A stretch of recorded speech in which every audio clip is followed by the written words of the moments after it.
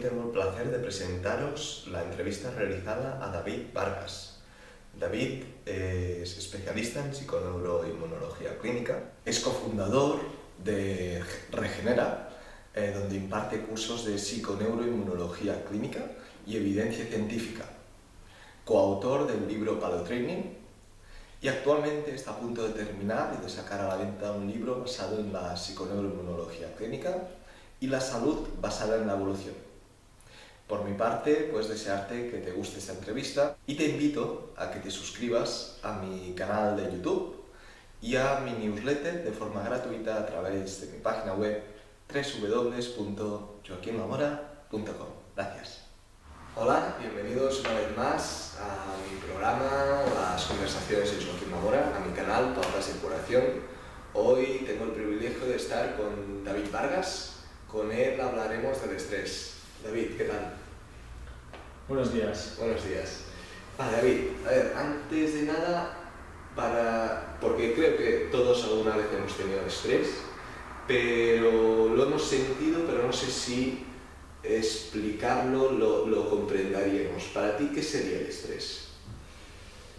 El estrés, desde un punto de vista de neurofisiología, es algo absolutamente natural y necesario por el cuerpo humano y por, en definitiva, los animales, ¿no?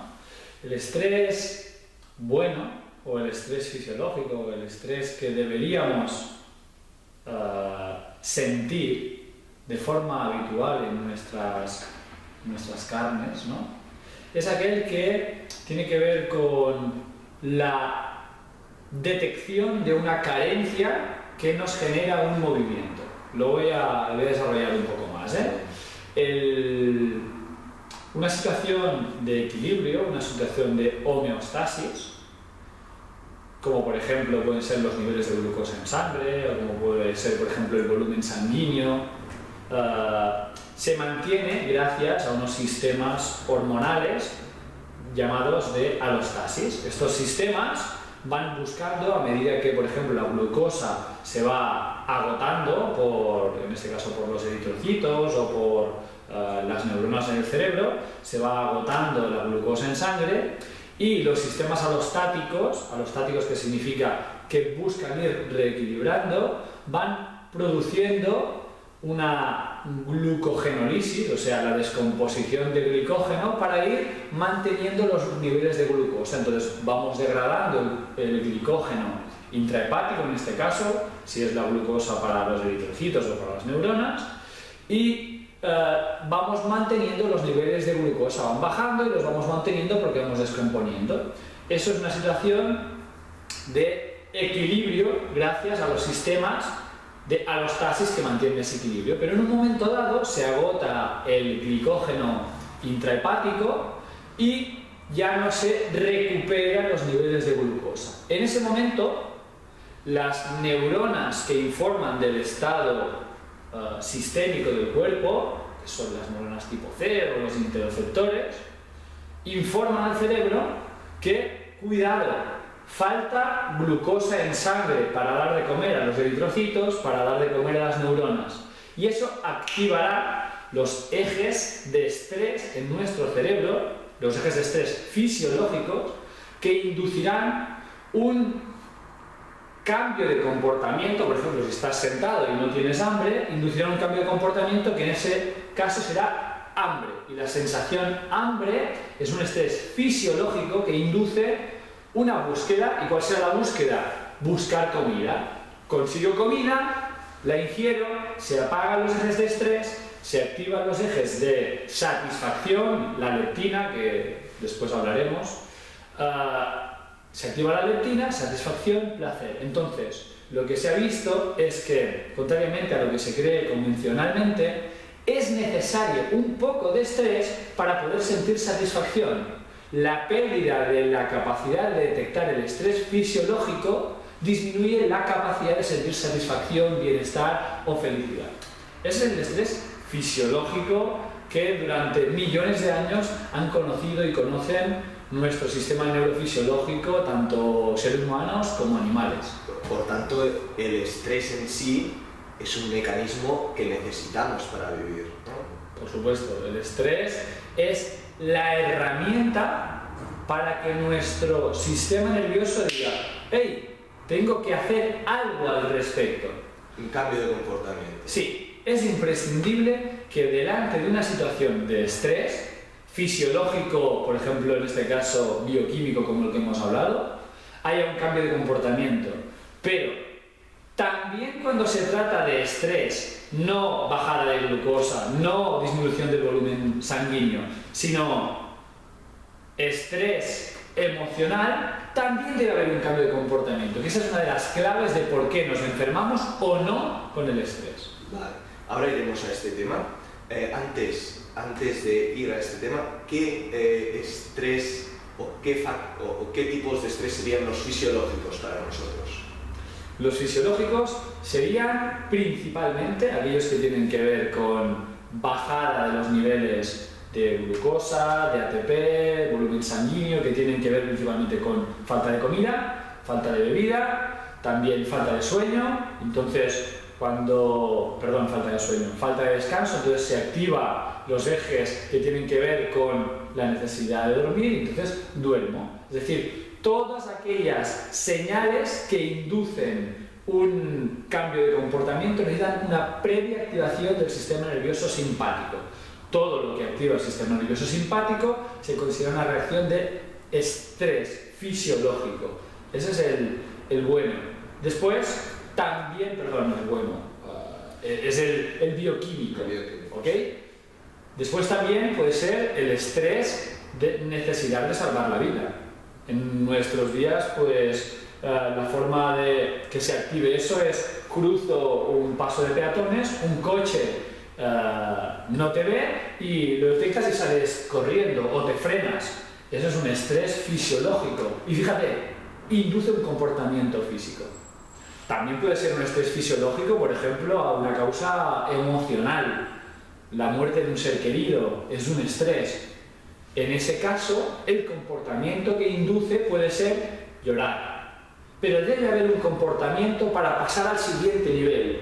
Primero tengo un estímulo, que es bioquímico o una emoción, y después esa emoción o ese estímulo bioquímico debe ser interpretado en los núcleos cerebrales profundos, no en los núcleos más superficiales o el neocórtex, que tiene que ver con el raciocinio, sino con la parte profunda que tiene que ver con el análisis del estado interior, y se lleva a cabo una función, pues muerte de un ser querido, tristeza, lloro y a partir de ahí empiezo a digerir y a partir de ahí empiezo a avanzar en el proceso de curación del estrés emocional. Pero fíjate, llorar es una reacción o un comportamiento físico.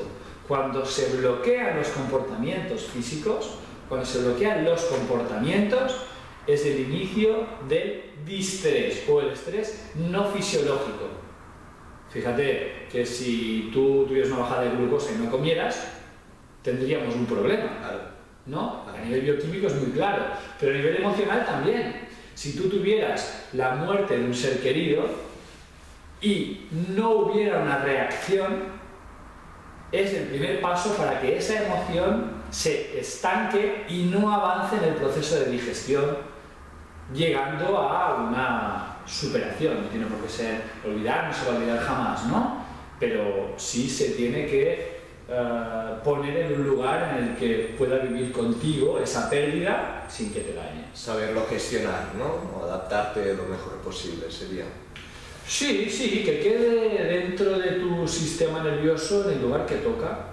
Es decir, ahora se me ocurre pues un paralelismo, una metáfora que sería un gestor de correo electrónico, ¿no? Pues que no se quede en la bandeja de entrada, que no se quede ahí pendiente de salida, sino pues que entra, lo leo y lo almaceno en correos leídos y ya está, los correos importantes leídos, se queda ahí, pero ahí no está bloqueando el proceso. En ese sentido, antes lo hablábamos antes de grabar, ¿no? La palabra emoción que viene del emotion del griego, significa motion, movimiento. Es decir, cualquier emoción, ya sea bioquímica o emocional, social, para entendernos, necesita un movimiento. Esa es la verdadera clave para que no se transforme en estrés malo, que haya una reacción. En el momento que no hay una reacción es cuando se empieza a alterar el proceso. En el libro ¿Por qué las cebras no tienen úlceras? Sí. Explica que uno de los factores más importantes para que el estrés te perjudique o no es tanto el factor en estrés en sí, que es importante, sino también la respuesta a este estrés, ¿no? Es decir, la respuesta que tú tengas delante de este estrés será la que al final marcará si va por un camino de, aunque sea muy malo este estrés, por un camino de que no te afecte o que sí que te afecte a tu salud, ¿no?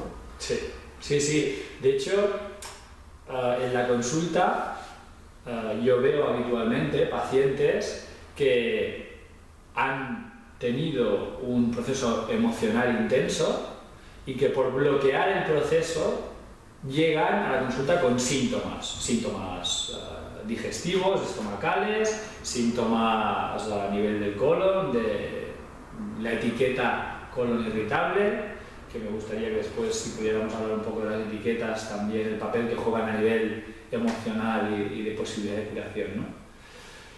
Y vienen y me explican pues que tuvieron X proceso en el trabajo y les pregunto, ¿y qué hiciste? Mi pregunta es, ¿qué hiciste? ¿No? Y bueno, ¿qué hice? Aguantar. Aguantar justo es lo único que no es una acción. Tú puedes reaccionar hablando con tu jefe, tú puedes reaccionar gritando, puedes reaccionar dejando el trabajo, puedes reaccionar de 1000 modos posibles, ¿no? Siempre adaptado a la sensibilidad de cada uno. No todos tenemos que reaccionar del mismo modo. Pero aguantar y callar no es hacer nada. No es agachar la cabeza y empezar a enfermar. Claro, es una respuesta que está muy afianzada en la sociedad actual, ¿no? El victimismo, ¿no? La culpa es de los demás y yo no hago nada para cambiarlo, ¿no? Es un poco... No sé si son dos cosas diferentes, aunque estoy de acuerdo con lo que dices. Yo me refiero más a también muy social, y no sé si cultural, o incluso la influencia de la religión católica en nuestra sociedad, ¿no? El hecho de callar, agachar la cabeza, no hacer ruido, ¿sabes? Parece que esté mal visto expresar algún sentimiento. Es mejor callar y agachar la cabeza. No tanto en ese sentido buscar ser una víctima, sino yo tengo muchos pacientes y conozco mucha gente que al contrario tiene una capacidad de sufrimiento brutal y que no se quejan, ¿no? Y que justo por no quejarse no hacen nada para que no digan que yo dije, o para que no parezca que yo, o que no falte el respeto, no ser políticamente correcto. ¿Qué pensarán los demás? ¿Qué pensarán los demás? Eso mucho. Por supuesto lo que dices tú también, ¿no? Pero en este sentido me refería a esto. Incluso, te voy a decir más. Recuerdo una paciente que vino a mi consulta por un problema, en este caso era de cervicales, de dolor cervical, que la emoción que había bloqueado era alegría. Era la madre de una chica que se había quedado embarazada, a la vez que a la consuegra, es decir, a la madre del marido de su hija, le habían diagnosticado cáncer. Y entonces las consuegras tenían muy buena relación. Y como coincidió en el tiempo el hecho de el diagnóstico de cáncer de la consuegra y la alegría del embarazo de la hija, bloqueó la alegría, porque parecía que estaba faltando el respeto a la consuegra si se ponía demasiado contenta, ¿no? Y ese bloqueo de la alegría le provocó una contractura. los deberes fueron sencillos.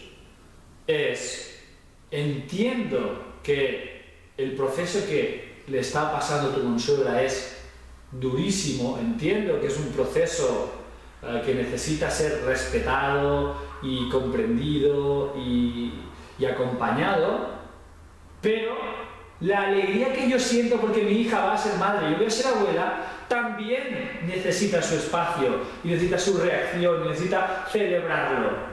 Y los deberes fue: celebra el embarazo de tu hija. Celebraron el embarazo de su hija y se fue a la contractura. Genial. Yo lo que digo es, no hay emociones buenas o malas. Las emociones entran, deben ser interpretadas, necesitan una acción después de esa interpretación, y a partir de ahí empiezan a ser digeridas y pueden ser, pues, almacenadas o evacuadas, ¿no? Claro. Si Sí, quieres. sí, sí. Y pondré un ejemplo, como tú dices, que me pasa a mí, muchas veces. Estoy con mi pareja, con mis amigos, y me siento de una manera y me preguntan: ¿estás enfadado? Y te sale: no, no estoy enfadado. Oh, eso es buenísimo. Claro, dices: no, pues sí que lo estoy, ¿no? Sí. A veces socialmente tendemos a reprimir emociones. ¿Y qué te pasa cuando dices no estoy enfadado? Aún me enfado más. Exacto. Sí, sí, sí. Es esta represión inconsciente, ¿no? Porque tampoco, quizá nadie me lo ha dicho, pero de alguna manera, ¿no? Hueles que el estar enfadado, expresar que estás enfadado, pues puede ser no muy bien visto para los demás, ¿no? Y creo que es muy bueno lo que dices, ¿no? Que las emociones son emociones como tal, y si están, y si siempre han estado aquí, por algo son, ¿no? No Claro. los que reprimen, ¿no? Sí, sí, sí. David, hemos hablado del tipo de estrés fisiológico. ¿Cuáles serían el tipo de estrés que nos afectaría más a nuestra salud en la sociedad que nos encontramos hoy en día? El nombrado distrés. Vale. Hay dos puntos importantes en lo que se refiere al distrés o al estrés patológico. Punto número uno y más importante. Tiene que ver con el constructivismo. El constructivismo es cómo nosotros construimos nuestra realidad, es decir, cómo nosotros nos construimos nuestras cárceles en nuestro cerebro o nuestros paraísos. ¿Cómo puedo estar viviendo en un lugar precioso, en este caso Bañolas, con el lago, un tiempo, pues hoy hace sol, ¿no? Y también hace viento. ¿Y cómo yo puedo decir, esta mañana cuando hemos llegado yo, hostia, Kim, qué alegría, ha salido el sol, ¿no? O podría decir, hostia, Kim, hace viento, qué pena. Ese es el constructivismo. Desde donde yo veo el mundo es donde voy a construir yo una cárcel o un paraíso. Entonces, eso es absolutamente clave. El constructivismo. ¿Cómo veo yo el mundo? El prisma o la lupa que yo pongo, ¿se lo pongo a lo bueno o se lo pongo a lo malo? Eso es muy importante. Y segundo, todos aquellos factores de estrés que no tienen una lógica evolutiva, sobre todo a nivel de contexto. Por ejemplo, el estrés de larga duración en el que no puedo hacer mucho, por ejemplo, una hipoteca que en su día firmé porque me equivoqué, y todos nos podemos equivocar, ¿no? No estoy hablando de mí, estoy hablando de un caso hipotético. Firmo una hipoteca, me equivoco y resulta que hay una bajada del trabajo, una bajada de los ingresos, y ahora estoy con el agua al cuello. Mantenido en el tiempo es muy enfermizo. Muy enfermizo. Nuestro sistema neurofisiológico no entiende no poder hacer algo al respecto. Entiende equivocarse, pero entiende, después de equivocarse, poder hacer algo. En ese sentido, cosas que tienen que ver con el poder judicial o las leyes también generan mucho estrés, porque no puedes hacer nada, no está en ti, está en una ley, ¿no? Claro. Yo recuerdo un episodio que me pasó a mí con un tema de un alquiler y bueno, una serie de leyes, cometí un error, ¿no? Y por ese error tuve que callar, aguantar, y no podía hacer nada. Yo decía, pero decidme que haga algo, decidme cómo tengo que pagar este error, y lo haré, ¿no? Pero no me tengáis aquí en ascuas. O también podría ser, por ejemplo, un trabajo, que tienes un jefe que no es muy buena persona y no se porta muy bien con los trabajadores y tú necesitas ese dinero, necesitas ese trabajo y intentas hablar con él y continúa no siendo un buen jefe, intentas hacer cosas y continúas en una situación no buena para ti. Esa situación de estrés mantenido es muy patológica. Quiero decir que siempre tenemos algo que hacer, aunque ese algo sea muy pequeño y tenga que ver conmigo, aunque tenga que ver con cambiar mi visión de, por ejemplo, dentro de mí cuando veo al jefe verlo con una nariz de payaso. Eso bajaría la sensación de estrés en el trabajo. Pero bueno, vamos a no ir a esos matices, sino a hablar a grosso modo. Esas situaciones en las que yo puedo hacer muy poco porque la situación de presión depende del exterior, eso es lo enfermizo. Otra que se me ocurre también es, por ejemplo, muy habitual, esas de las difíciles. Mujer o hombre que sus padres son mayores, 90 años y desarrollan Alzheimer, por ejemplo, y lo tienen que tener en casa o en una residencia.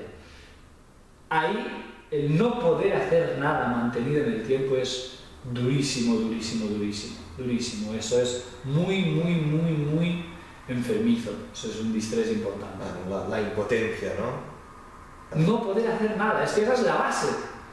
Yo puedo hacer algo, dime qué puedo hacer, lo haré. ¿Qué tengo que hacer? ¿Tengo que recorrer 5.000 kilómetros andando para que se acabe este proceso del modo que tenga que ser? Porque claro, también ahí está la ambivalencia de lleva 5 años con Alzheimer, no me conoce. Por un lado deseo que esto se acabe por su bien y por nuestro bien, y por el otro lado no puedo jamás desear que muera, ¿no? Esa ambivalencia. Pero decidme algo que pueda hacer. Claro. Y como no puedo hacer nada, eso enferma muchísimo.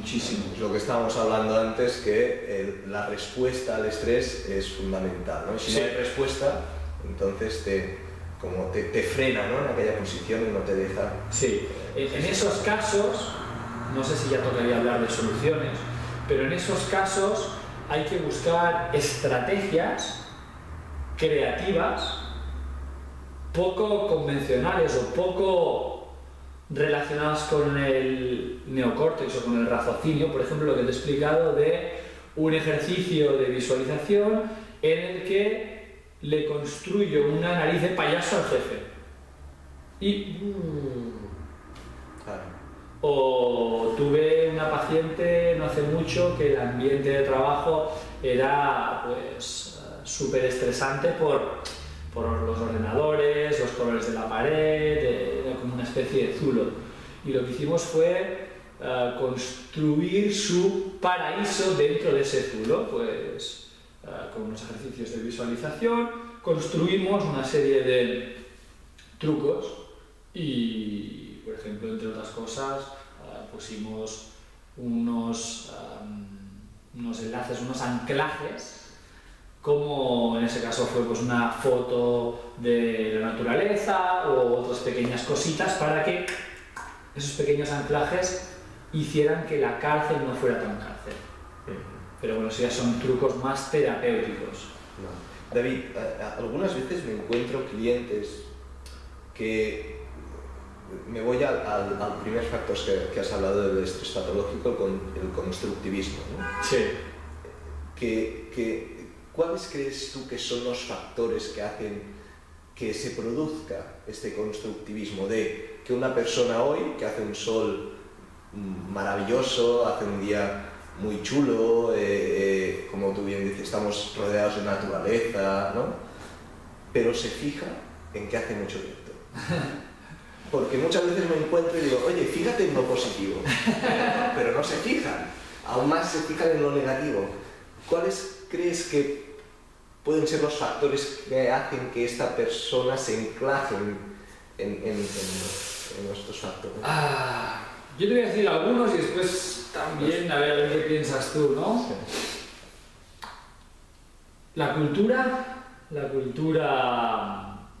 occidental tiene mucho que ver con la competencia. Y esa competencia básicamente tiene que ver con la necesidad de buscar.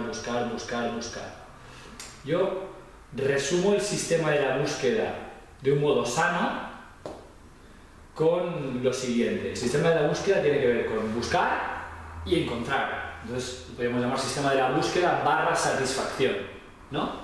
Entonces, un sistema de la búsqueda / satisfacción sano es aquel que tiene un equilibrio entre sentir ilusión, motivaciones, búsquedas, retos, un 50% con un 50% de, y ahora lo que diré, verás que puede sonar medio mal y puede que desarrollarlo, 50% de búsquedas, ilusiones, motivaciones, retos, con 50% de sentir felicidad con lo que ya tengo. Con la palabra conformarme, feliz con lo que tengo. Fíjate que la palabra conformarse no tiene muy buenas connotaciones en nuestra cultura, ¿eh? Porque es una cultura de competitividad. El capitalismo, en ese sentido, sobre todo Estados Unidos, pues es la base de la competición. Los niños se insultan así, diciéndose, esto significa L de loser. Se hace así, loser, ¿no? Hasta ese punto tenemos la competitividad dentro nuestro. Sacas un 8 y tu padre te puede decir, fantástico, una alegría, has hecho lo que has podido y está bien, y si sacas más, bien, y si no, pues no. Pero no es lo habitual, es muy bien, a ver si el próximo sacamos un excelente. Esa competitividad hace que el sistema de la búsqueda-satisfacción tienda a buscar y poca capacidad de conformarme feliz con lo que ya tengo, ¿no? Y eso, claro, ¿qué hace? Pues hace que hoy hace sol, pero hace viento. Entonces no me centro en que hace sol, me centro en, sí, pero es que todavía hace viento, podría no hacer viento. Podría ser mejor. Podría ser mejor. Yo creo que esa es una de las causas. Después, por otro lado, también, y eso sí que hay estudios, el llamado fetal programming, creo que entrevistaste a Xavi, de toda la programación fetal y de la programación de las palabras en el niño, ¿no? Nosotros recuerdo que hicimos en su momento un artículo de revisión de HPA Axis and Fetal Programming, que significa pues programación del eje hipotálamo pituitario adrenal o de estrés y la programación fetal.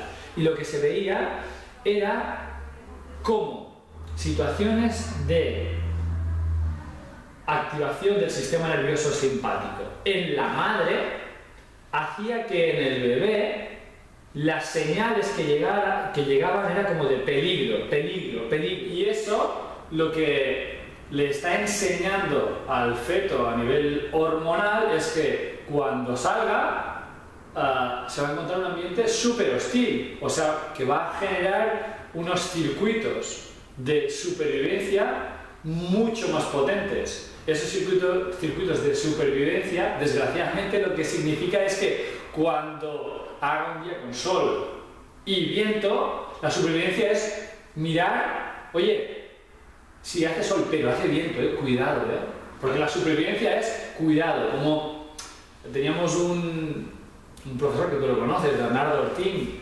que decía que en la guerra los primeros que mueren son los valientes y que, entre comillas, la gente que tiene miedo son los que más posibilidad de sobrevivir. Yo, que soy así muy tirado para adelante, iría a una guerra y moriría el primero, porque venga, ¡oh, para adelante! ¡Pum, muerto! Entonces, el que tiene miedo, vigila, analiza, cuidado porque esto, cuidado porque lo otro, y ese análisis permanente de todas las posibilidades, de todas las opciones de que las cosas vayan mal, pues te salvaría la vida en un ambiente hostil, pero cuando el ambiente no es hostil, entonces se transforma en un estrés importante. No sé si contesto, no sé si estás de acuerdo tú. Sí, creo que lo que dices estoy muy de acuerdo porque esto creo que nos lleva a plantearnos que muchas veces estamos realizando alguna acción que es incoherente para nosotros y nos da un estrés patológico, pero a la vez esta acción que puede ser incoherente tiene algún beneficio para nosotros, ¿no? ¿Como por ejemplo? Que está escondido en nuestro inconsciente. Por ejemplo, el no querer hablar con tu jefe si te está tratando mal, ¿no? Ajá. ¿Cuál es el beneficio de no querer hablar con tu jefe, ¿no? ¿Qué puede pasar, ¿no? En tu inconsciente? Seguramente en el imaginario, porque después lo pones en la realidad y no hay ningún problema. ¿O qué problema puede haber de decirle a tu amigo, pues, oye, creo que esto que has hecho pues no está bien, ¿no? ¿Por qué no lo haces, no? O hablar con tu pareja, ¿no? sobre algún tema, ¿no? Esos beneficios tienen que ver mucho con el potencial de las palabras y las emociones en la infancia. Por ejemplo, no hagas ruido, ¿sí? Entonces el beneficio de no hacer ruido es que estaban contentos. Entonces llega el adulto, tengo un problema y no hago ruido, para que continúen estando contentos otros. Claro. ¿No? Claro. Sí, Ahí claro. en ese sentido, antes cuando hablabas del ambiente hostil, ¿no? Hablábamos del fetal programming, hemos hablado de la guerra, pero también deberíamos hablar de ambientes no tan hostiles físicamente, pero un poco hostiles a nivel de lenguaje, tipo mensajes de doble vínculo, como ¿has sacado un 8 en este examen? Te felicito. Pues si la próxima sacas un 9. ¡Crack! Claro. No hace falta estar en una guerra para después tener una sensibilidad alta al estrés, ¿no? Por supuesto. Hay otros niveles y que, por desgracia, pasan de forma muy a menudo, ¿no? en todas las familias, que también nos pueden programar para que en situaciones no demos una respuesta coherente con nuestra manera de sentir y pensar, ¿no? Sí, el tema es que esa programación epigenética tiene que ver con receptores hormonales, por ejemplo, receptores de glucocorticoides a nivel de los lóbulos prefrontales, por ejemplo, entre otros, o a nivel de los núcleos amigdalinos, y hacen que el constructivismo del que hablábamos antes tienda a construir cárceles o tiendas a construir paraísos. No sé si has entrevistado a Carlos Pérez. Sí, a Carlos Pérez. ¿Lo entrevistaste? Sí. Carlos es la persona que cuando tienes un problema debes llamarlo, porque lo llamas y es: no pasa nada, esto se arregla seguro, fantástico, alegría, ¿sabes? Es una persona que la situación que haya, él ve un paraíso. Esas personas es muy difícil que tengan problemas, es muy difícil que enfermen, porque ven el lado positivo siempre, y al revés. Hay gente que le toca la lotería y lo que piensa es: ya verás ahora, tendré que pagar impuestos, cuidado que me van a robar, me van a secuestrar. Y eso es muy dañino a nivel inmunitario, a nivel tiroideo, a nivel digestivo, a nivel del eje hipotálamo pituitario-gonadal. Y bueno. Hace poco también entrevisté a Miquel Llorente, que es uno también de los profesores en el curso de Batega, de Xavi y Noemí. Y bueno, me comentó que este mecanismo de estrés que has descrito,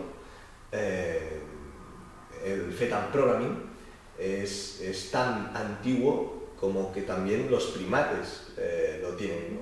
También están programados según su experiencia fetal, ¿no? Sí, de hecho el fetal programming es una herramienta de supervivencia y como tal no lleva con nosotros 10.000 años, ni 100 años, ni 500, ni siquiera 1.000.000. Es una herramienta de evolución basado en conceptos de Darwin. Y yendo un poco más allá, además del fetal programming, lo que hay es la estructura neurológica, esa macroestructura de tejidos nerviosos profundos, no de enzimas.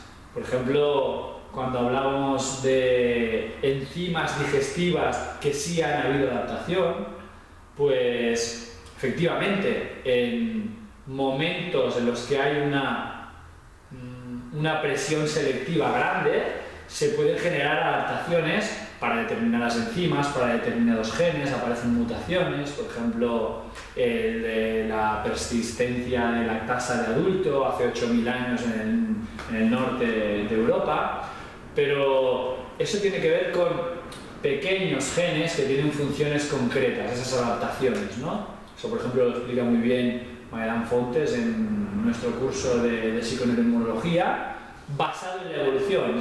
Ese argumento de no, es que somos los mismos de hace 2 millones de años, no es exactamente así. A nivel de enzimas digestivas, a nivel de pequeñas mutaciones, existen, y siempre buscando la evolución, bajo un concepto de Darwin, ¿no?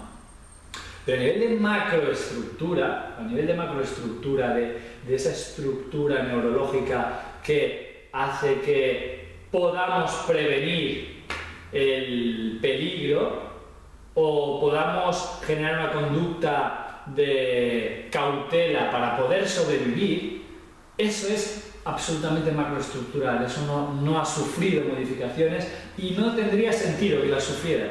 Claro. Al contrario, delante de una presión selectiva, lo que hay es una situación de peligro, lo que se hará es más cautela. Claro. Comportamientos de más peligro. No sé si nuestros días podrían catalogarse como una presión selectiva a nivel tolerancia al estrés, porque, por ejemplo, en estudios en sociedades cazadoras-recolectoras, lo que han visto es que realmente, a nivel de bienestar, tenían mucho mayor bienestar que nosotros.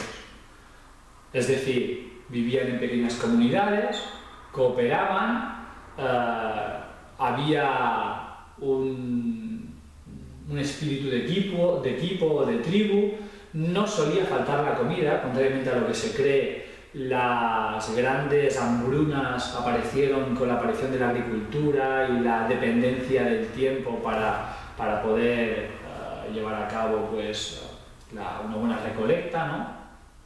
Entonces, en esas sociedades cazadoras-recolectoras parece ser que no había tanto estrés. No sé si a lo mejor en estos momentos estamos en un momento de presión selectiva para tolerancia al estrés, que si crisis económicas, que si permanentemente recibir información a través de internet, radio, televisión, de cuidado, hay una guerra allí, cuidado, hay un accidente aquí, cuidado esto. Realmente yo personalmente no pongo las noticias para evitar que me contaminen. No sé si tú vives eso cuando pones las noticias. Yo la tele la veo muy poquísimo, solo algún programa que escojo que creo que puede estar bien y no, las noticias muy pocas veces las veo, muy pocas veces. Y si me interesa alguna, pues voy a internet, ¿no? La escojo yo, no me la dan. Claro. Muy bien, David, súper interesante. Entonces, hacemos un paso más. Venga. Y vamos a ver cómo influye el estrés en nuestros sistemas, ¿no? Hemos hablado del estrés, el sistema nervioso, que van cogidos de la mano, pero también el estrés va cogido de la mano con otros sistemas, el hormonal, a nivel intestinal, digestivo. Mucha más psiconeuroinmunología estrictamente, ¿no? Sí, exacto. Entonces, si nos centráramos a nivel hormonal, ¿no? El estrés incluso puede provocar que las mujeres no tengan regla. Sí, de hecho eso es un mecanismo muy sencillo y descrito. La prolactina, por ejemplo, es una hormona de neuroprotección y que aumenta en situaciones de peligro o de estrés, y esa producción de prolactina inhibe el eje hipotálamo-pituitario-gonadal. Entonces es habitual en pacientes, mujeres en este caso, que sufren estrés y que no tienen ningún tipo de patología, ya está todo descartado, que presenten las analíticas una situación de hiperprolactinemia, ¿no? Y que no sea por un prolactinoma, que no es un adenoma hipofisario que hace que aumente la prolactina. O, por ejemplo, los niveles de hormona tiroidea baja. Por ejemplo, si tuviera así para dibujarlo, intentaré hacerlo sin... Imaginariamente. Una situación de déficit de yodo, por ejemplo, lo que va a hacer es que los niveles de hormona tiroidea bajen, y eso hace a nivel hipotalámico un aumento de la TRH, la Tyrotropin Releasing Hormone, la hormona estimuladora de la hipófisis para que haga TSH. Entonces, esa TRH, por déficit de yodo, por ejemplo, por no comer pescado, por no comer marisco, que es las principales fuentes de yodo y que es bastante habitual la carencia de yodo en nuestros días, en nuestra sociedad, esa bajada de yodo que hace poca hormona tiroidea hace que por biofeedback negativo a nivel hipotalámico se haga más TRH. Esa TRH, cuando sube, por un lado estimula la hipófisis para que haga TSH, que es la hormona estimuladora de la tiroides, pero por el otro lado la TRH hace que aumente la prolactina.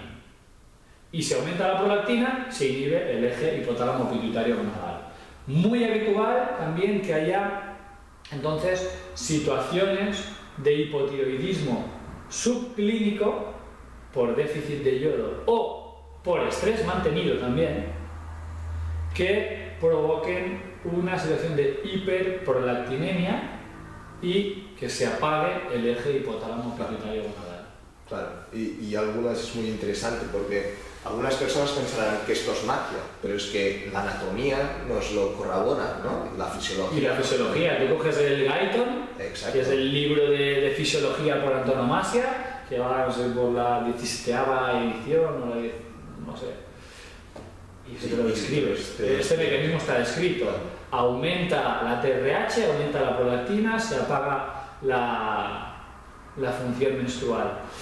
Después está desórdenes más subclínicos todavía, en los que no hay una hiperprolactinemia, continúa habiendo un ciclo menstrual, pero no se estimula la LH y la FSH suficientemente para que el óvulo en el proceso de maduración antes de ser fecundado sea suficientemente fuerte, y entonces tenemos un óvulo débil y problemas de fertilidad. Claro. Lo vuelvo a explicar para que se entienda, ¿sí? Tienes una situación de estrés que hace que se inhiba ligeramente el pulso de gonadotropina. A nivel del hipotálamo hay una hormona, hay un centro, concretamente en el núcleo arcuatus y parcialmente en el núcleo preóptico, en el hipotálamo, hay una zona que es el núcleo regulador del pulso de gonadotropina. La gonadotropina es la hormona que estimula la hipófisis para la producción de hormona luteinizante y hormona folículo estimulante. Estas dos hormonas irán al ovario y conjuntamente estimularán los folículos para que sea escogido uno de ellos en una época fértil, más o menos. Una mujer tiene entre 6 y 12 folículos que se estimulan en la primera fase del ciclo, se escoge uno de ellos, y de esos la hormona luteinizante, juntamente con los estrógenos, van a hacer que se haga una maduración suficiente del óvulo. Si hay una buena liberación de LH, el óvulo madura suficientemente. Si hay una liberación de LH insuficiente, el óvulo no madura suficientemente. Lo mismo con la FSH. Si no hay suficiente FSH, no se hace suficientes estrógenos y el óvulo no madura suficientemente. Es como una especie de orquesta que juntos hacen que el óvulo madure suficientemente como para, cuando se desprenda, sea un óvulo fuerte, vital, que después en su camino hacia el útero pueda ser fecundado. Entonces, muchas veces, de un modo mucho más subclínico que el anterior, porque al final, cuando hay una hiperprolactinemia, eso el propio ginecólogo lo va a decir, ¿no? Pues esto puede ser que sea estrés, o habría que descartar que no haya un adenoma hipofisario, por ejemplo, ¿no? Pero mucho más subclínico es, no hay unos niveles de prolactina altos, pero la LH y la FSH no son suficientemente fuertes el eje hipotálamo pituitario gonadal no es suficientemente fuerte como para hacer un óvulo vital y que después el espermatozoide lo pueda fecundar. Y entonces, problemas de fertilidad. Eso es bastante habitual. Y desde un punto de vista de neurofisiología, es muy lógico. Cuando tú estás en supervivencia, no debes de dirigir energía a reproducirte. Claro. Muy interesante, David. Y a nivel intestinal, uno de los efectos, y que ya es suficientemente importante, es la, vamos a decirlo, no sé si degradación de la flora intestinal cuando estamos estresados. Y esto puede conllevar, pues, a partir de aquí, muchas patologías, ¿no? A día de hoy, nosotros hace que trabajamos con el tema de la microbiota y la flora bacteriana, tú lo sabes, 10 años hace que estamos utilizando esta estrategia terapéutica con muy buenos resultados, ¿no?, en nuestros pacientes, pero a día de hoy la ciencia está así, con el tema de la microbiota.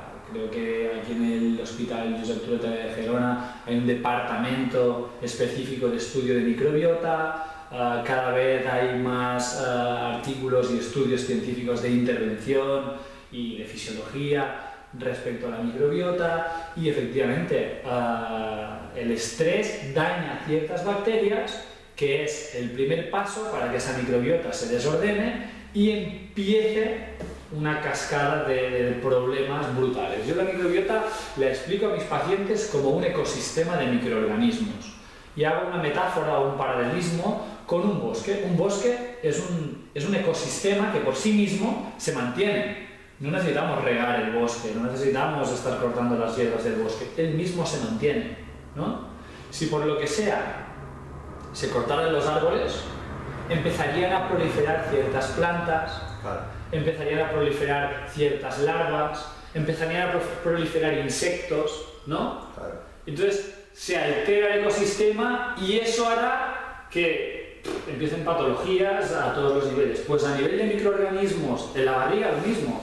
Si falta una serie de bacterias por estrés mantenido, se produce lo que se llama disbiosis, desequilibrio de bacterias, proliferan esas larvas, proliferan esas hierbas, que harán que cuando yo tengo que digerir nutrientes, no gestione bien ciertos oligosacáridos, ciertos disacáridos y que me den fermentación, que me den hinchazón abdominal, pudiendo dar lugar a la etiqueta colon irritable. Eso a nivel de microbiota, pero es que hay algo también que está muy al alza, que es el tema de la hipoclorhidria. Conoces la hipoclorhidria, ¿no? El déficit de producción de ácido clorhídrico a nivel del estómago. Si no hay ese ácido clorhídrico, no vamos a poder tener una buena digestión de las proteínas, las grasas y los carbohidratos entre estómago y duodeno, y eso provocará fermentación, alteración del pH, disbiosis, desequilibrio de la flora bacteriana, sobrecrecimiento de bacterias que no tocan y muerte de bacterias que sí que tocarían.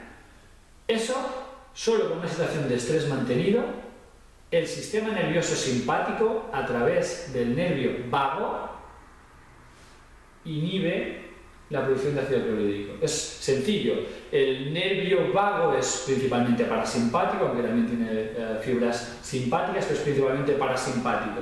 Y necesitamos estar tranquilos para poder sentir hambre. ¿Cómo siento?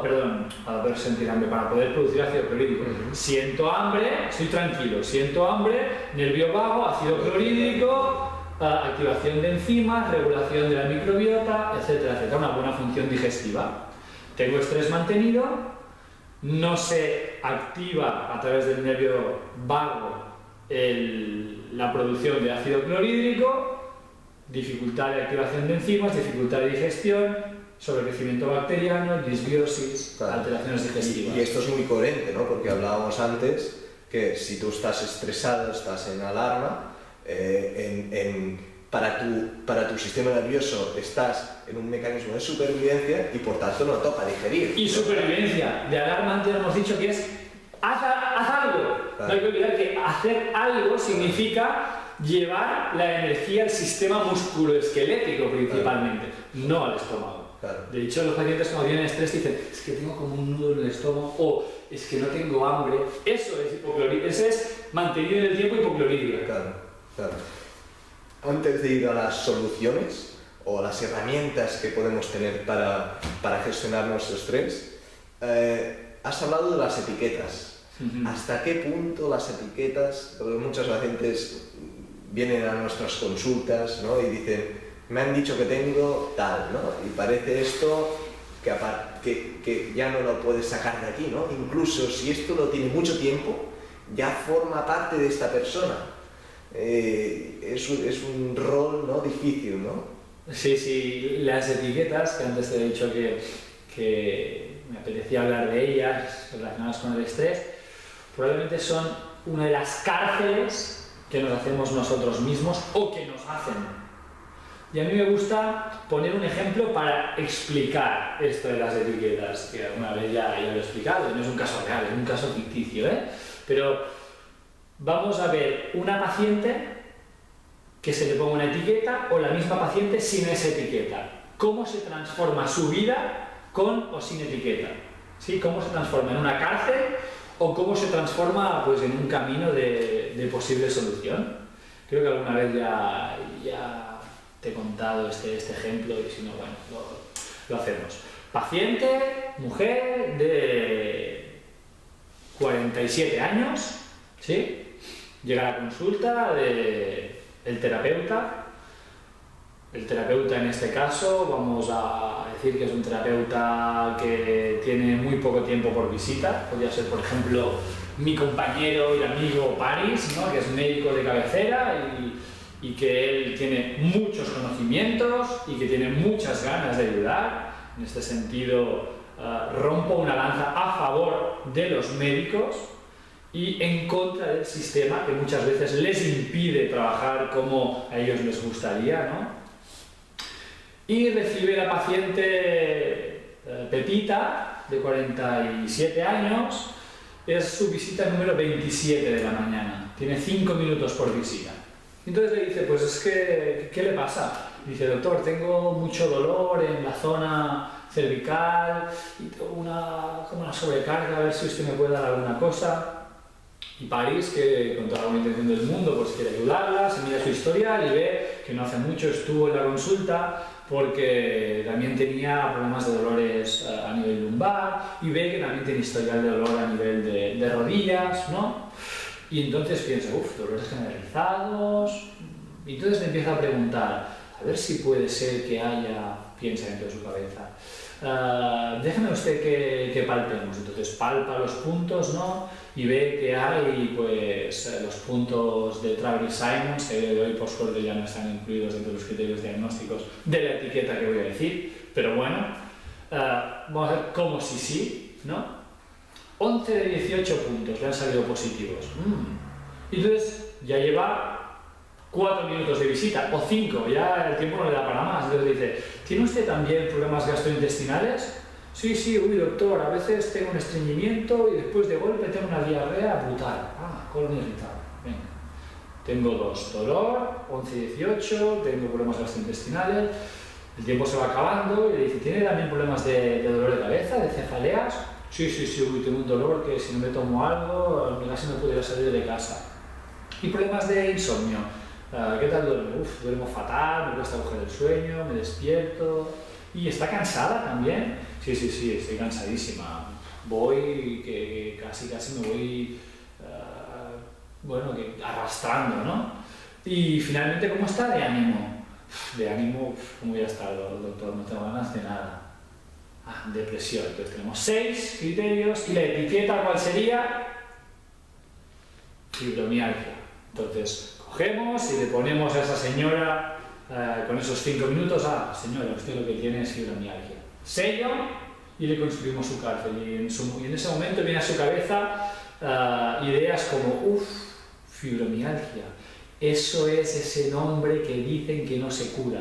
Entra en internet, ve enfermedad crónica de que no tiene curación, de motivos desconocidos. caer sobre ella una losa, o le viene a la mente aquella vecina que tenía también diagnosticada fibromialgia y que siempre tiene tanto dolor y que siempre se queja tanto y que lo pasa tan mal, y la losa cada vez es más grande, y después se acuerda que hicieron en la maratón de TV3 un programa contra la fibromialgia. Imagínate, se han hecho una maratón, lo importante que es, y eso no tiene salvación, ¿no? Casi es como, bueno, vamos a decir otros nombres, ¿no? Pero sí. Entonces ha caído una losa sobre sí y esa paciente acaba de construir con la etiqueta una cárcel que probablemente lo tendrá difícil para salir de ella, ¿no? Claro. La misma paciente va al mismo terapeuta, a París, pero no a su consulta de seguridad social, que, repito, es la víctima porque no tiene tiempo para más. Va a su consulta privada, que sí tiene tiempo, ¿sí? Y no es un tema de dinero ni de ganas de ayudar, es un tema de tiempo y de posibilidad. Entonces le dices que tengo estos síntomas, entonces el doctor le empieza a preguntar, ¿y desde cuándo tiene estos síntomas? Uf, doctor, es que no lo sé, es que me duele tanto, es que también me duelen las lumbares, es que también me duelen las rodillas. Muy bien, y cuénteme cómo ha sido la evolución de estos síntomas, cómo han ido apareciendo, qué cosas ha hecho, dónde los ha tenido, etcétera, etcétera. Entonces, haciendo un proceso diagnóstico correcto, metodológicamente, llega un momento en el que, ¿y desde cuándo, no? Es que no lo sé, doctor, que eso también lo hacen a veces los pacientes, ¿no? Hacen como... No, quiero que piense desde cuándo tiene estos síntomas. Dices, que no lo sé. A ver, intenta relacionarlo con algo, por ejemplo, con vacaciones. ¿Cuándo fue las últimas vacaciones que no tuvo síntomas? Dice, a ver, el año pasado fue de vacaciones, estaba fatal. El otro sí fuimos de camping, pero ahí estaba muy mal. Y el otro estaba bien. El otro estuvimos en Italia y estaba bien. Vale, entonces, entre esas vacaciones y cuando, la Navidad, sí, puede ser que yo ya esa Navidad ya empezara a estar mal. Entre ese verano de Italia y la Navidad ya empezara a estar mal. Y hubo algún cambio en su vida que pudiera destacar, ya sea el cambio nutricional, o de casa, o laboral, o de vida, y hace así, se queda pensando y de golpe... Somatic Cue cambia su cara y dice, bueno, sí, ese otoño mi marido sufrió un infarto cerebral y quedó hemipléjico. Entonces el doctor le pregunta, ¿y cuándo pasó eso? ¿Qué significó eso para su vida? Pues imagínese, yo antes... Tenemos 2 hijos, yo trabajaba media jornada, mi marido trabajaba jornada entera y con eso pues teníamos para pagar las cosas que teníamos que pagar y más o menos vivir bien, ¿no? Pero claro, ahora a raíz de la pensión de invalidez no nos llega, yo tengo que trabajar 10 horas y cuando llego a casa tenemos 2 hijos, uno de 15, la otra que tiene 11, tengo que estar pendiente de llevarlos aquí, llevarlos allí, pero encima cuando llego también tengo que ayudar a mi marido a cambiarse, vestirse, hacer la comida. Estoy desbordadísimo, no puedo más. Dice, ¿cree usted que eso puede tener alguna cosa que ver con su dolor, doctor? Perdón, señora, le dice el doctor. Dice, ¿usted qué cree? Si no puedo más, ¿cómo no me va a doler todo el cuerpo? Claro. Primer síntoma. Y aparte de eso, le pasa alguna cosa más. Dice, claro, al principio estaba tan cansada que llegaba al final del día, no sé si le ha pasado alguna vez, que llegaba tan cansada que no podía ni conciliar el sueño. Y entonces pues empecé a tener problemas de sueño, segundo síntoma, y me dieron pues medicamentos para poder dormir. Y al principio me iban bien, pero después otra vez se me iba alterando y yo creo que ya ni con los medicamentos no duermo. Y de hecho, no sé usted qué piensa, pero creo que incluso me pueden haber alterado la barriga. Yo antes iba bien de vientre y ahora ya no. No sé si el estrés o no dormir o los medicamentos. Tercero, problemas gastrointestinales. Y claro, entonces, si no duerme bien, entiendo que se levantará fatigadísima, ¿no? ¿Cómo quiere que me levante? Si voy todo el día de culo y encima no duermo bien, es que me levanto y si no me tomo 3 cafés es que me arranco, estoy tan cansada, me duele tanto todo, cansancio, 4. Y estoy tan cansada y me duele tanto la cabeza, me levanto por la mañana que me duele tanto la cabeza de no dormir, del cansancio y toda la sobrecarga que llevo, 5, que no tengo ganas de nada. Me levanto por la mañana que no tengo ganas de nada. 6. Ánimo. Esa paciente, ¿qué le dice el doctor? No le dice, etiqueta, tiene fibromialgia. Le dice, señora, usted tiene una sobrecarga sociofamiliar brutal. Vamos a ver cómo podemos hacer para descargarla de algún modo, un trabajador social, o etcétera. A lo mejor ni siquiera podemos ayudarla, pero lo que no vamos a hacer es construirle una cárcel en su cerebro en forma de etiqueta y la vamos a dirigir efectivamente. Usted está mal por todo lo que le está pasando y a lo mejor hoy no podemos hacer nada, pero a lo mejor los hijos crecen y de aquí 5 años ella sabe que el motivo de sus problemas es ese y cuando ya tenga menos sobrecarga sociofamiliar ya no tiene la etiqueta o la cárcel y puede recuperarse y no al revés. Eso es un estrés en forma de etiqueta. Claro. No sé si ese ejemplo me gusta ponerlo Sí. porque lo deja muy claro. Queda muy claro, sí. Cómo un distinto punto de vista puede hacer que enfoques tu enfermedad de una manera más enfocada hacia la solución, ¿no? Sí. Enfocada hacia el no poder hacer nada y el no tener un camino de posible solución, ¿no? Muy bien, David. Entonces, vamos a las soluciones, a las herramientas que tenemos, que podemos nosotros mismos crear para gestionar mejor el estrés. Vale. Herramienta número 1. Hacer algo físico. Si la situación en concreto nos lo permite, hacer algo. Es decir, tengo problemas en el trabajo y no estoy haciendo nada, pues tengo que hacer algo. Hablar, negociar, gritar. La comunicación, hablar, ese es el primer paso para que las emociones empiecen a circular. Ese es el primer paso. ¿Sí? Segundo paso, hay veces que solo con hablar es suficiente y a veces no. Y hay gente, por ejemplo, en las grandes ciudades en las que el ritmo de vida, las hipotecas, las situaciones no permiten hacer algo en concreto. En ese caso, lo que hay que hacer, o una solución que yo propongo, es actividad física con una cierta intensidad. Lo que se conoce como paleotraining, ¿no? Salí en la cuenta de la vanguardia, que era el tema del paleotraining, es una herramienta de curación de estrés a nivel de neurofisiología. ¿Por qué? Porque nosotros estamos muy adaptados a apretar los dientes mentalmente. Es decir, paso estrés, aprieto los dientes y aguanto. Y yo lo que quiero es que aprendamos a apretar los dientes físicamente. Que hagamos algo físico, solo por el hecho de hacer algo físico las emociones circulan. Tenemos mucha tolerancia al estrés mental o social, tolerancia en el sentido de no hago nada y aguanto, pero muy poca tolerancia al estrés físico.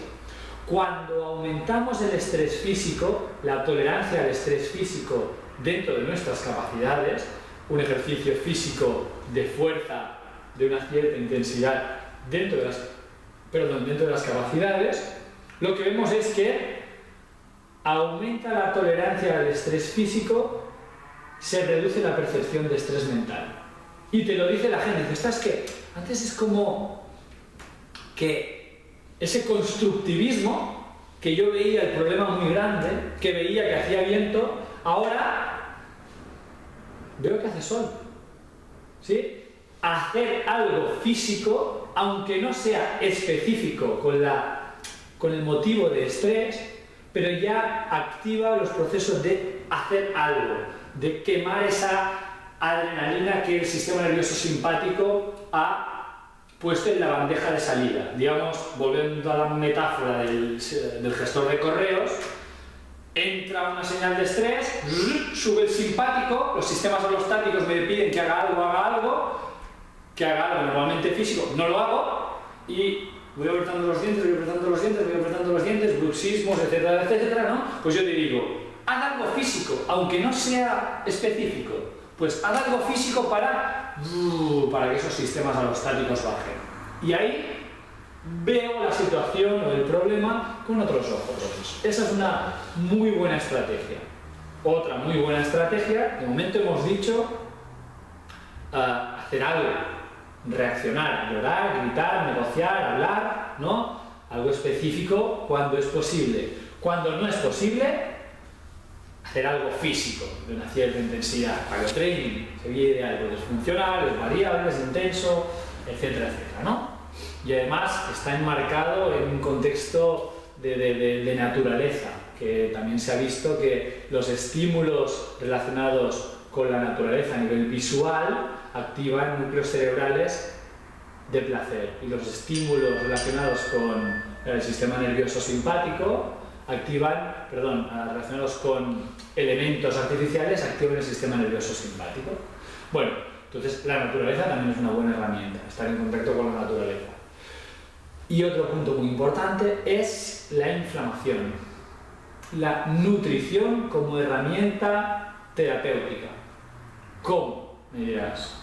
Hemos dicho cómo el cerebro influye de aquí para abajo, pero también de abajo para arriba.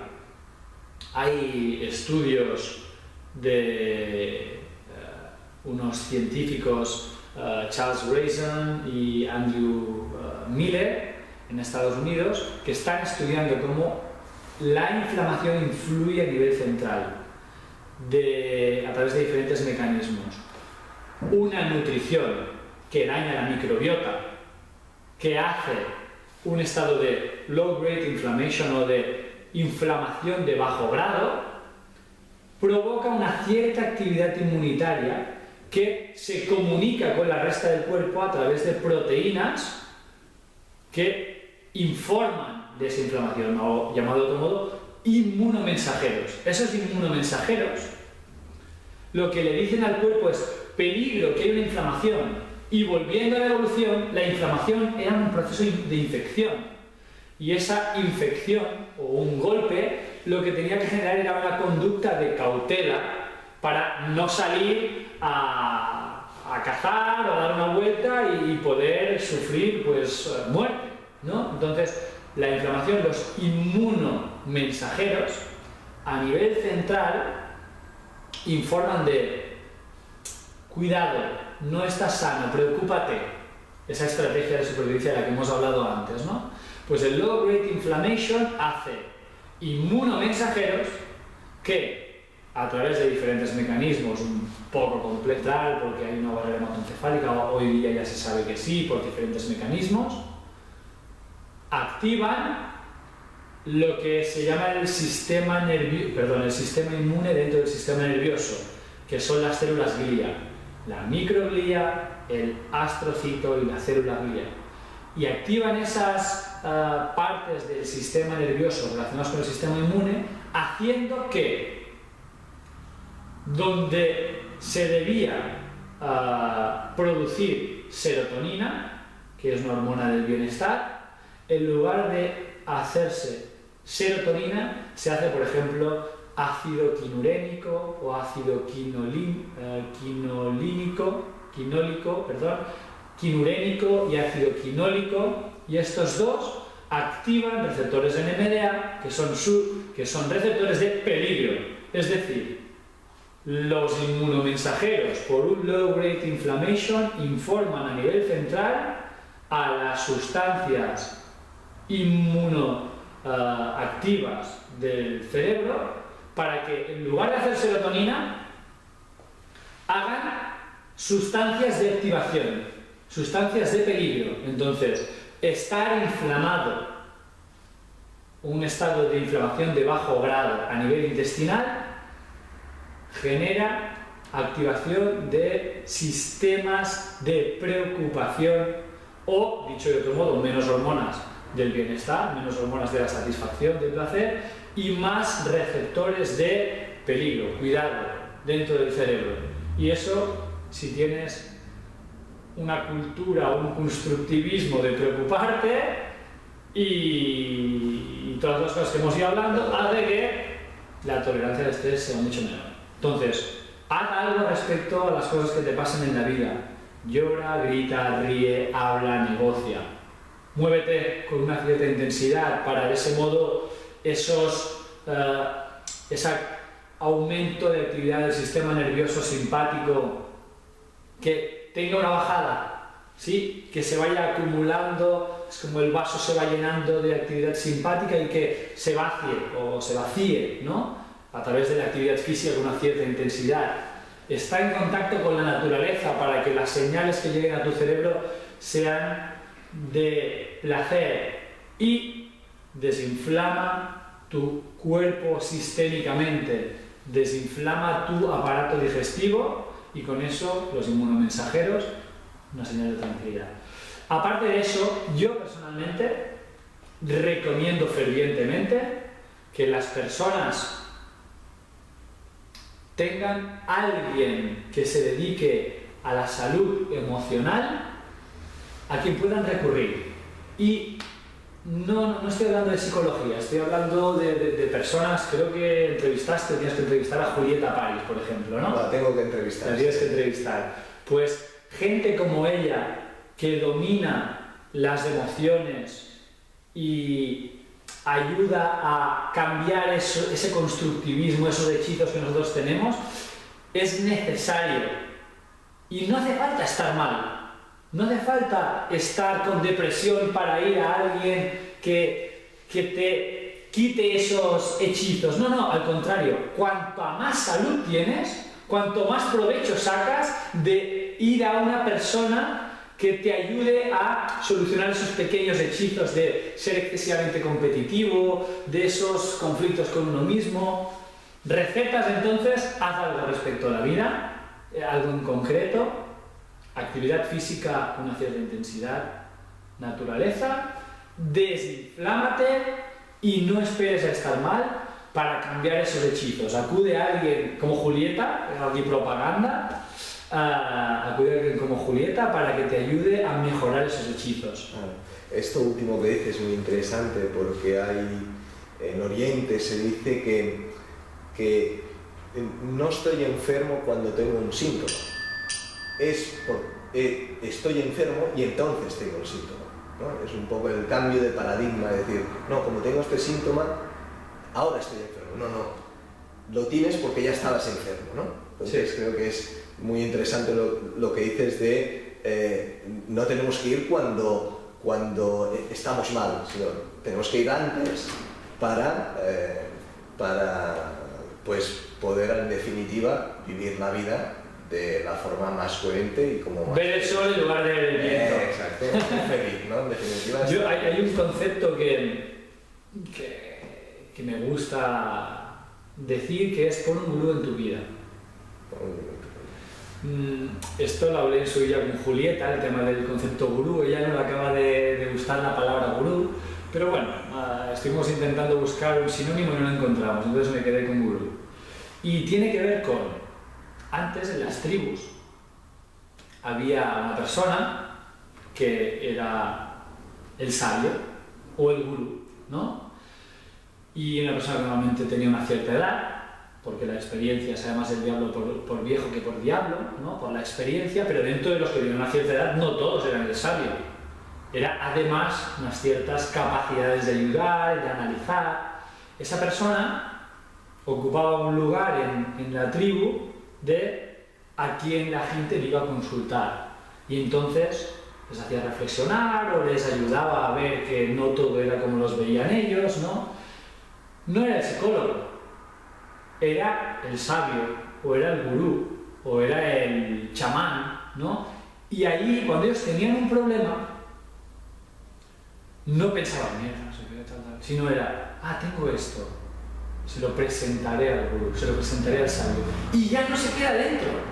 Y ya estoy haciendo algo. ¿Sí? Lo tengo aquí, digo, lo dejo aquí para presentárselo. Y digo, ¿cuándo nos podemos ver que tengo que presentarte un problema, tengo una dificultad? Se la presentaba, el otro le daba su opinión, lo hablaban y ya estoy haciendo algo. Claro. Yo creo que cuanto más sano estás, más provecho sacas del gurú.